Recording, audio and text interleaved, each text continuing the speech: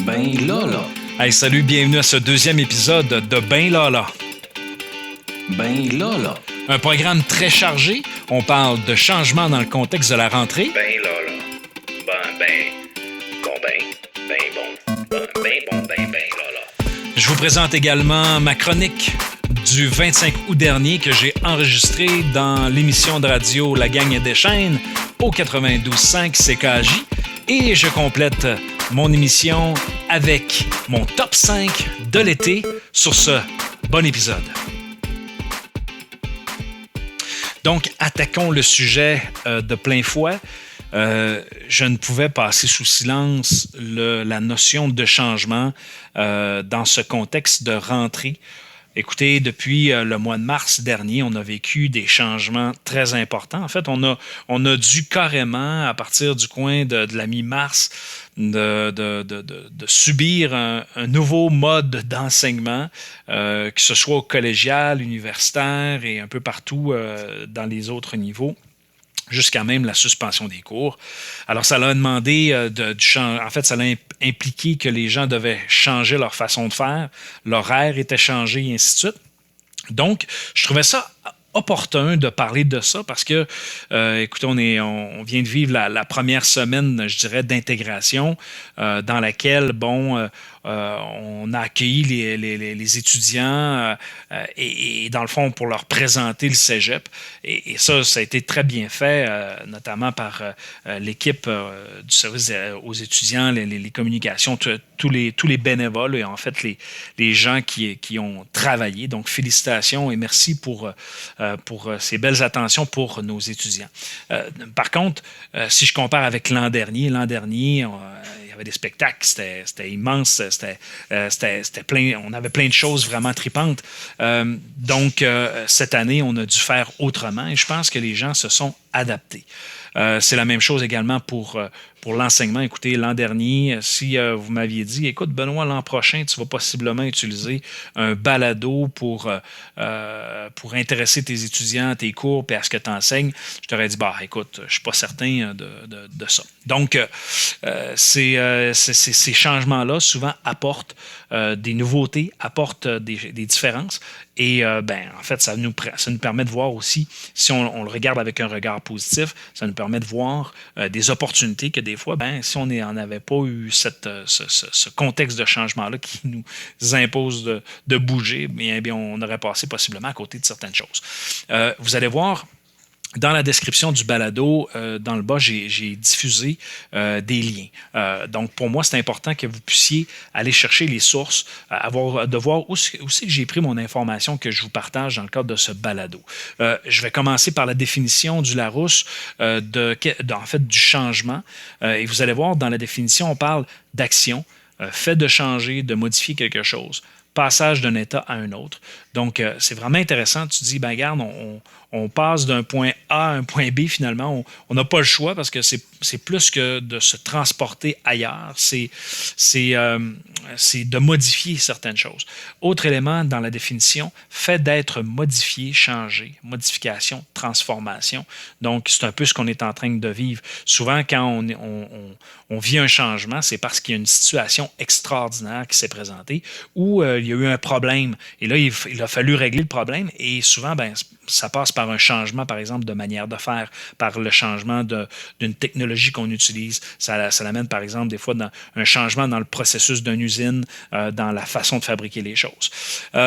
Autre élément de la définition, modification profonde, rupture de rythme, tout ce qui rompt les habitudes, bouleverse l'ordre établi. Et ça, c'est sans doute la ligne dans la définition qui est la plus, à mon avis, la plus importante. Pourquoi? Parce qu'on parle de modification profonde, de rupture de rythme. Donc, dans le fond, la vie au quotidien, que ce soit à la maison, que ce soit au travail, souvent, on a une habitude, on a des habitudes, on a une façon de faire, on a de l'ordre, on a un système. Et là, dans le fond, quand tu vis un changement important, c'est effectivement la rupture du rythme de vie quotidien, la rupture du rythme de travail.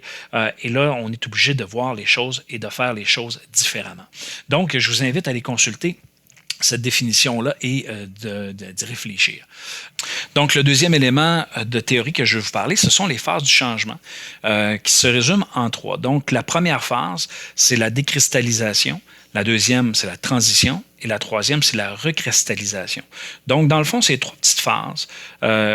Et dans le fond, je vous le résume ainsi, là, et ça, c'est pas Benoît Rochefort qui l'invente, là, c'est la théorie de Lewin qui est disponible, entre autres, dans le volume que je vous ai partagé dans le lien sur la page du site web benlala.ca. Donc, vous avez accès à cette information-là. Donc, lorsqu'on parle de décristallisation, c'est vraiment on bouge qu'est-ce qui était déjà cristallisé, là. Donc, les habitudes, la façon qu'on est habitué, donc on commence à bouger ça. La deuxième phase, la transition, donc là, à ce moment-là, on va bouger tout ça, on va avoir une phase de modification. Dans le fond, le changement va prendre vie dans la transition parce que c'est pas tout de changer l'ordre établi, dans le fond, les habitudes, c'est d'être capable de voir comment est-ce qu'on va changer cela et quelle sera la façon d'encadrer la transition. Et une fois que la transition elle est complétée, bien là, à ce moment-là, on va assister à la recristallisation. Donc, on va recréer un peu l'habitude. Donc là, par la suite, c'est le changement. Actuellement, on parlait, entre autres, du contexte de la rentrée. Et là, c'est un peu ça qui s'est produit. Hein. On avait nos habitudes, les gros happenings au cégep, tout ça, avec le service aux étudiants, avec les coms qui nous donnaient un coup de main, tout ça, avec chacun des départements qui mettaient de l'énergie pour accueillir, intégrer les étudiants, ainsi de suite. Mais là, maintenant, dans le fond, il a fallu faire autrement. Donc, on est moi, je dirais, actuellement, on est dans une phase de transition parce qu'une fois que la pandémie va être passée, on va avoir, je ne sais pas moi, on va peut-être revenir en arrière sur certaines règles et là, on va avoir une plus grande liberté. Je pense que ça va quand même avoir permis de repenser, de revoir certaines choses. Et il y a peut-être des choses qui ne reviendront pas comme elles étaient. Par contre, je ne suis pas un devin. Je crois que les gens ont le besoin d'être ensemble et les gens ont besoin de se voir. Donc, la période de la rentrée est tout le temps un moment marquant. Que ce soit au primaire, quand l'enfant entre pour sa première journée d'école, que ce soit la personne qui entre au secondaire la première année et celui qui termine son secondaire 5 qui s'en va vers les études supérieures. Ce sont des moments quand même qui sont marquants et c'est important de vivre cela de façon intéressante. Mais comme on dit, pas de changement, pas d'agrément. Donc, on va continuer le podcast d'aujourd'hui avec la chronique que j'ai présentée dans le cadre de l'émission La Gang des chaînes qui est diffusée, dans le fond, tous les jours de 6h à 9h. Donc, à CKJ 92.5. Moi, ma plage horaire, c'est le mardi matin, 7h45. Donc, si vous voulez l'attraper, je vous invite à la syntoniser. Sinon, quand la chronique va toucher vraiment le propos de mon podcast ou de ce que je vais vous parler, je vais l'intégrer. Donc, ça fait quand même quelques années, j'ai le privilège de collaborer avec eux dans le show du matin. Alors, je vous présente la chronique du 25 août dernier. Sujet d'actualité au sujet plus ou moins léger. Voici ce qui aurait pu nous échapper. La Gang à des chaînes présente dans l'angle mort de Rochefort avec notre chroniqueur Benoît Rochefort.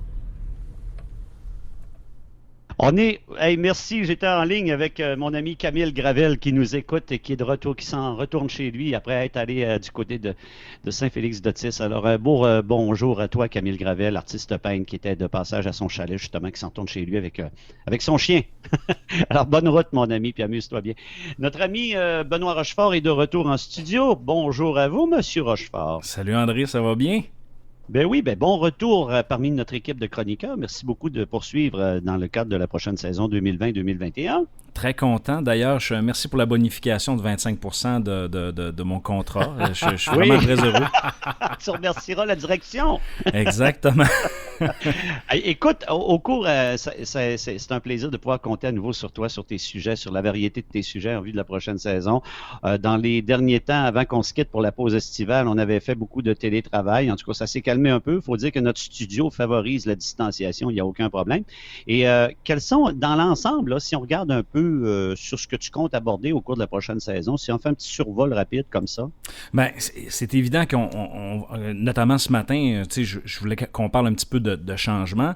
Dans la prochaine saison, je vais toujours conserver un peu cet angle mort-là, c'est-à-dire des sujets d'actualité qui ont passé peut-être un peu sous silence ou des sujets qui ont fait l'actualité et dans le fond, qu'on aborde sous un angle différent. On essaie d'apporter d'autres éléments, d'autres choses différentes que ce qui est traité, par exemple, par les nombreux chroniqueurs de ce qu'on peut voir un peu partout. Donc, c'est un peu ce que je vais proposer pour la prochaine saison. Toujours fait avec plaisir, positivisme, bonne humeur, parce que je veux pas commencer... notamment avec la chronique, de commencer à être négatif. C'est vraiment pas l'objectif. Au contraire, si on parle d'un sujet, s'il y a des choses qui doivent être ressorties et que c'est négatif, on va les faire ressortir, mais on va essayer de les aborder de façon constructive, parce que je pense que c'est avec ça qu'on va être capable en guillemets, de changer le monde de façon idéaliste. Fait qu'allons-y, mon cher ami, parlons de changement ce matin, parce que c'est le thème de ta première chronique de la saison. Oui, c'est le thème, puis c'est en lien un peu avec, tu sais, dans la période de la COVID, parce qu'on avait abordé, tu sais, j'en ai déjà parlé un peu du changement, et je me souviens que à un moment donné, je mentionnais en ondes que le changement, dans le fond, ce que la pandémie va nous avoir fait vivre comme changement d'habitude, ben, tu sais, j'avais hâte de voir après quels seraient les véritables changements. Et en date d'aujourd'hui, on s'entend que actuellement, là, avec les règles, avec tout le déconfinement qu'on a vécu durant l'été, ça fait en sorte qu'actuellement, on vit une période de changement pour la rentrée, que ce soit au primaire, au secondaire, au cégep et même au niveau universitaire. Et à différents degrés, je les vis, notamment comme parent. J'ai un enfant au primaire, j'ai un enfant au secondaire. Je suis professeur au cégep et je suis un cours à l'université actuellement. Donc là, j'ai comme vécu, je vis la rentrée dans les trois... dans les trois paliers. Et c'est drôle de voir de quelle façon que les institutions abordent ces nouvelles règles. Parce que dans le fond, si on prend ça à la base, là, c'est quoi ce qui nous est imposé? Le lavage de mains, le port du masque et la distanciation sociale. Et là, il y a eu des ajustements. On est passé de 2 mètres à 1,5 mètres. Et là, il y a eu des ajustements, entre autres, pour le primaire et le secondaire. Hormis ça, quand on regarde ça froidement, c'est quand même relativement simple comme changement. Oui. Tu sais, ce qui nous est imposé comme changement. Maintenant, dans la pratique, c'est là qu'on s'aperçoit que notre système est assez complexe. Pas compliqué, il est complexe. Parce que là, dans le fond, comment est-ce qu'on applique ça en réalité? Là, moi, j'ai hâte de voir la semaine prochaine. Nous, au cégep, cette semaine à Chicoutimi, on n'avait pas commencé les cours. C'est une semaine de pré-accueil. Alors on commence lundi. Et je sais combien je peux avoir d'étudiants en classe. Je sais combien je vais de quelle façon je vais jongler avec le virtuel et le réel. Alors, c'est des changements qui sont assez particuliers. Par contre, quand je regarde dans mon travail au quotidien, quel changement je vais devoir appliquer, ben il va falloir que je continue en télétravail. Par contre, une des choses que je n'avais pas vécues depuis le mois de mars, c'est que j'avais tout le temps des enfants dans la maison quand je réalisais mon travail. C'est vrai. Oui. Donc là, moi, j'ai hâte à lundi. Ils vont être partis. Lundi, je recommence à travailler dans un environnement où j'aurai pas de collation à donner. Je vais juste avoir un dîner à faire. Tu vas pouvoir te concentrer en étant seul. Exactement. Et c'est le retour aussi de l'horaire habituel à la maison. Et ça, c'est ce que, tu sais, dans les changements, oui, on vit des changements dans notre milieu de travail, dans notre établissement scolaire, mais à la maison, là, tu vois, là, ce qui me séduit un peu plus, notamment du télétravail, c'est que là, je vais avoir un horaire de bureau. C'est-à-dire que quand les enfants vont être partis, je vais pouvoir m'installer dans mon espace de travail, ma conjointe également, parce qu'elle est en télétravail également. Oui. Donc, on va pouvoir avoir chacun de nos bulles, travailler, se concentrer. On se revoit sur l'heure du midi. Après ça, on travaille. Puis là, ça, c'est un autre bon côté du télétravail en couple, c'est qu'on va pouvoir dîner ensemble. C'est vrai, ben oui. Ça, c'est plaisant parce que... Un peu de rapprochement. Exactement. Donc là, quand ça fait plusieurs années que tu es avec ta conjointe, des fois, tu dînes plus avec sur les heures dans la semaine. Là, maintenant, je vais pouvoir l'avoir à moi tous les midis. Je suis très, très heureux. Pas d'enfant. Non, par contre, mon garçon va venir le midi. Ça, c'est une nouveauté. Il ira plus au service de garde, il va revenir à la maison. Mais on va arriver avec je dirais, des habitudes un peu plus comme avant, tu sais. Malgré avec ce fameux changement-là qui nous est imposé avec les différentes règles. Juste, j'ai ressorti quelques petits éléments de la définition, notamment du changement. Tu sais, c'est mon côté prof. Je sais des fois... Je me l'ai fait dire, on dirait qu'on est à l'école des fois dans ta chronique, mais c'est un peu mon lead, Ben oui. on s'entend. Donc, il y a un des éléments, notamment de la définition dans le Larousse, que je trouve super intéressant sur le changement, c'est qu'on parle de bouleversement d'ordre établi. On parle également de tout ce qui rompt les habitudes. Donc, c'est un peu ce qu'on est en train de vivre, hein, nos fameuses habitudes. Alors là, j'ai hâte de voir de quelle façon qu'on va aborder ça encore une fois à l'automne, parce que c'est une rentrée sans précédent, on va se le dire. Là. Et c'est dans toutes les sphères. Quand tu dis, on va changer nos habitudes. Moi, par exemple, on est en train de recevoir les règlements pour retourner quand on joue au hockey dans les ligues de garage. Là, on est en train de recevoir les règlements. Il faut arriver 20 minutes avant. Il faut se désinfecter les mains. Il faut arriver avec le masque jusque dans la chambre. Il faut s'assurer qu'il n'y a personne qui a peut-être le virus. Par la suite, tu prends pas ta douche, pas de petite bière après le match. Tu sors le plus vite possible. Tu as 20 minutes pour quitter la chambre et l'aréna. Puis là, c'est du 4 contre 4, c'est plus du 5 contre 5. Puis, c'est des gros changements, là. Oui, c'est un changement à la nature même du sport. Oui. Puis, tu sais, on va continuer sur cet angle-là.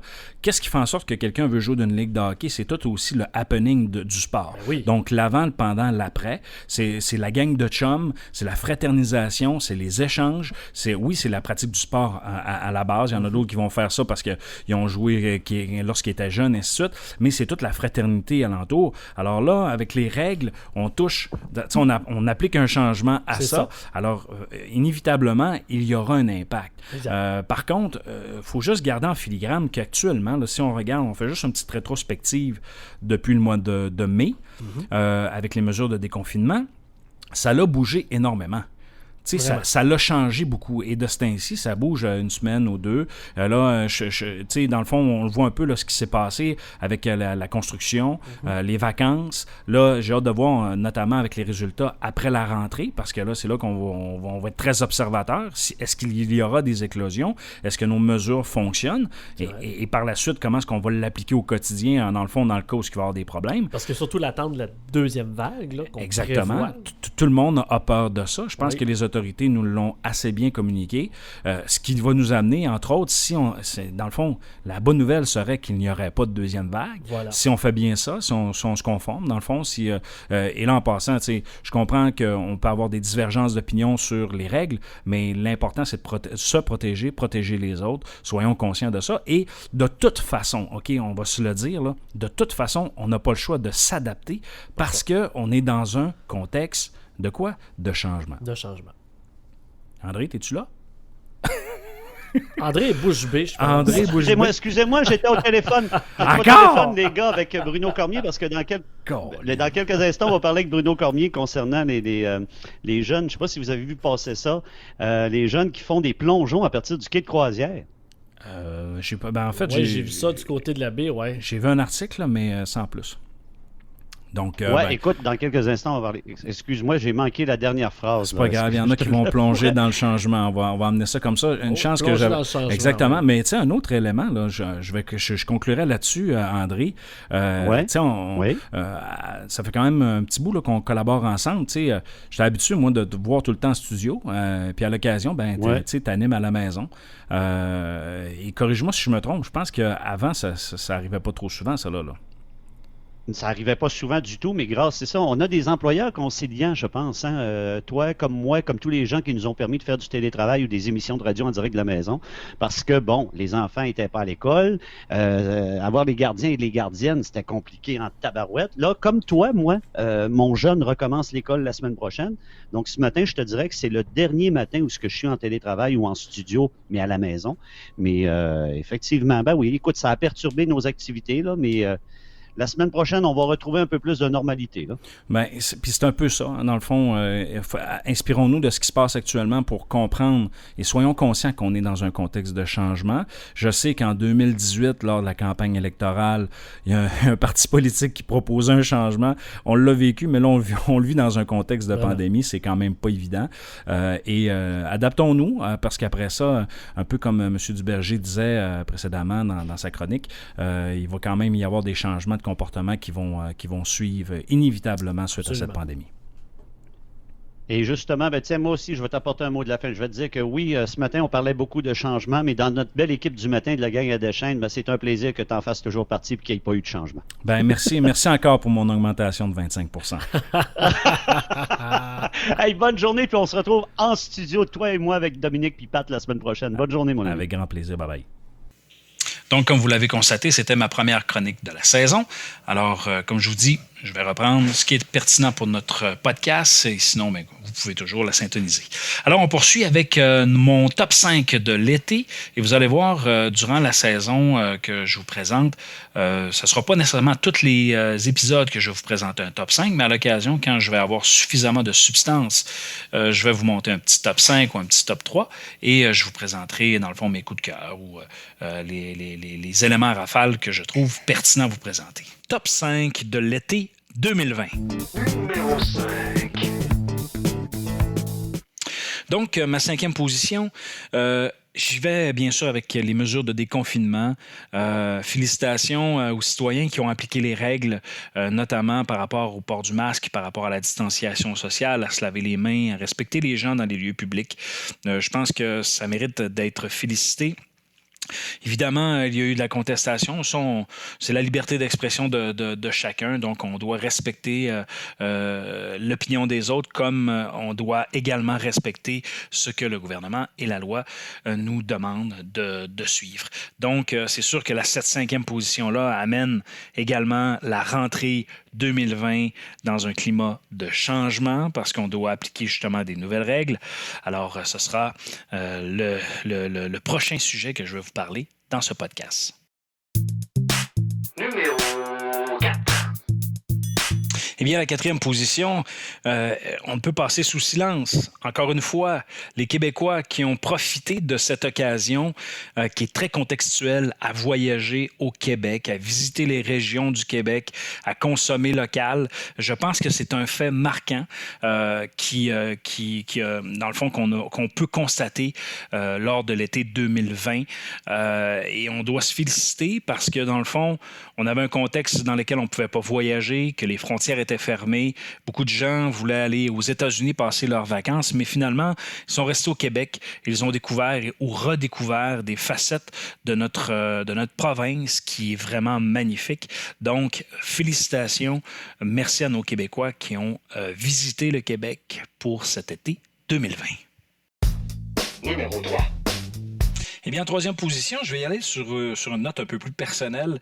C'est mes vacances à moi qui ont été remplies de surprises. C'est-à-dire que j'ai débuté mes vacances avec un projet assez important, donc tout le réaménagement de ma cour arrière de la maison, dans laquelle j'ai vécu des émotions très, très élevé. J'ai conduit une pelle mécanique. On a escavé un pied en arrière de la maison pour installer du pavé uni, pour installer une piscine, déplacer le coin spa. Ça a été quand même un gros projet dans lequel on a été capable d'en profiter à partir de la mi-juillet, donc quelques semaines de plaisir à l'intérieur de ça. Donc, pour mes étudiants qui ont suivi un cours en gestion de projet, écoutez, j'ai appliqué toutes les mesures et toute la planification de gestion de projet. Je me suis même ostiné des fois avec certaines personnes parce que on n'avait pas la même vision sur l'échéancier du projet, mais finalement, tout est arrivé. J'avais, à un moment donné, 2 semaines d'avance sur mon projet et finalement, avec quelques imprévus, je suis arrivé pile poil sur le projet. Alors, beaucoup de plaisir que j'ai eu cet été à faire ces projets-là parce que dans la vie au quotidien, lorsque je travaille, je travaille au cégep et quand j'enseigne, c'est très intellectuel. Alors, on vient fatigué des fois moralement. Alors, faire des travaux de ses mains, réaliser quelque chose de cette ampleur, eh bien, ça motive, ça donne de l'énergie, ça permet de faire autre chose. Et dans le fond, on travaille, mais on s'aperçoit que finalement, on a du plaisir à le faire en bout de ligne. Alors, c'était mon top 3. Mon numéro 2, écoutez, je ne peux pas passer sous silence le fait que la dernière journée de mes travaux, j'avais un œuf qui est un peu comme un barbecue fumoir. Il y avait déjà quelques années, je l'avais déjà réparé à plusieurs reprises. Et la dernière journée des travaux dans laquelle, en fait, les travaux étaient faits, on était dans la mise en place. Je déplace mon super barbecue et le fond tombe par terre. Donc, il est terminé. Les usés à la corde. Je peux plus rien faire avec. Alors, j'étais vraiment fâché, frustré. Alors, qu'est-ce que j'ai fait?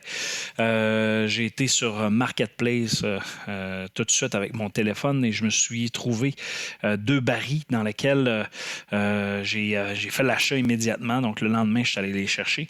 Et pendant la période de la construction, la première semaine de la construction, j'ai passé à peu près 4 jours à le travailler. Donc, j'ai vraiment fait un barbecue fumoir avec 2 tonneaux. Donc, je me suis inspiré de photos sur Pinterest et j'ai adapté le design selon ce que je voulais faire et j'ai eu vraiment du plaisir, non seulement à le fabriquer, mais à l'heure actuelle, j'ai déjà fait une brisquette, j'ai déjà fait des côtes levées. Ça a été succès sur toute la ligne, quoique j'ai quelques petites modifications à faire sur mon rub, mais j'ai beaucoup de plaisir à le faire. Donc, les 2 dernières positions, en fait, la troisième et la deuxième, c'était d'ordre un peu plus personnel. Et écoutez, c'est une question de personnaliser en quelque sorte ce fameux balado-diffusion. And the first one, numéro 1. Donc, mon fait saillant numéro 1 de l'été est sans doute cette préparation de l'automne pour, dans le fond, la rentrée avec mes étudiants, mais également avec mes enfants parce que ça demande de la préparation. On pense, tu sais, oui, j'ai fait plein de projets pendant l'été, mais en arrière-pensée, comment je vais aborder cette fameuse session avec mes étudiants, de quelle façon je peux me démarquer pour que les étudiants puissent être intéressés dans un contexte dans lequel ils seront obligés de suivre des cours à distance. Alors, l'idée de ce fameux balado-diffusion, ben là, a commencé pendant la période des vacances. Ça a demandé comme la préparation, beaucoup de réflexion. Et ça fait partie de mon fait saillant numéro 1 pour ce premier top 5. Vous allez voir dans les prochains épisodes, je vais assurément refaire d'autres top 5 qui vont toucher sur certains sujets très précis.